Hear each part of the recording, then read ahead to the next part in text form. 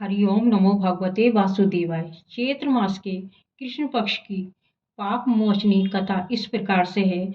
युधिष्ठिर ने पूछा, भगवान अब चैत्र कृष्ण पक्ष की एकादशी का क्या नाम है, ये बताने की कृपा करें। भगवान श्री कृष्ण बोले, हे राजेंद्र सुनो, मैं इस विषय में एक पाप नाशक उपाख्यान सुनाऊंगा जिसे चक्रवर्ती नरेश मानधाता के पूछने पर महर्षि लोमस ने कहा था।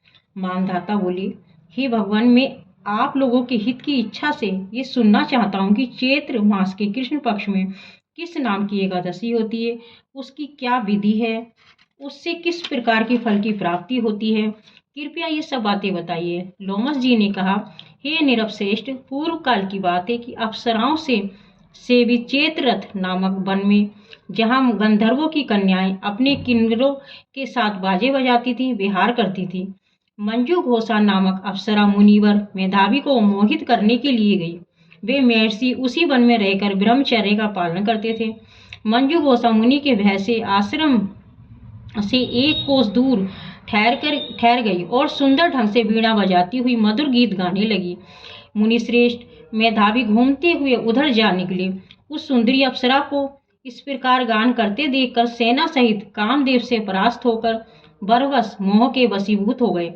मुनि की ऐसी अवस्था देखकर मंजू घोषा उनके समीप आई और बीड़ा नीचे रखकर उनका आलिंगन करने लगी। मेधावी भी उसके साथ रमण करने लगे। कामवश रमण करते हुए उन्हें रात और दिन का भी भान ना रहा। इस प्रकार मुनि जनोचित सदाचार का लोप करके अप्सरा के साथ रमण करते हुए उन्हें बहुत दिन व्यतीत हो गए। मंजू घोषा देवलोक में जाने को तैयार हुई।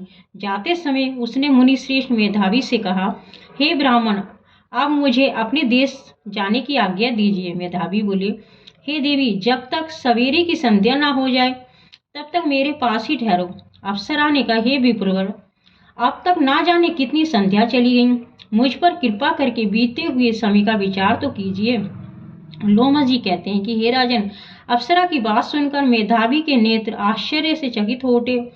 उस समय उन्होंने बीते हुए समय का हिसाब लगाया तो मालूम हुआ कि उसके साथ रहते हुए 57 वर्ष व्यतीत हो गए। उसे अपनी तपस्या का विनाश करने वाली जानकर मुनि को उस पर बड़ा क्रोध आया।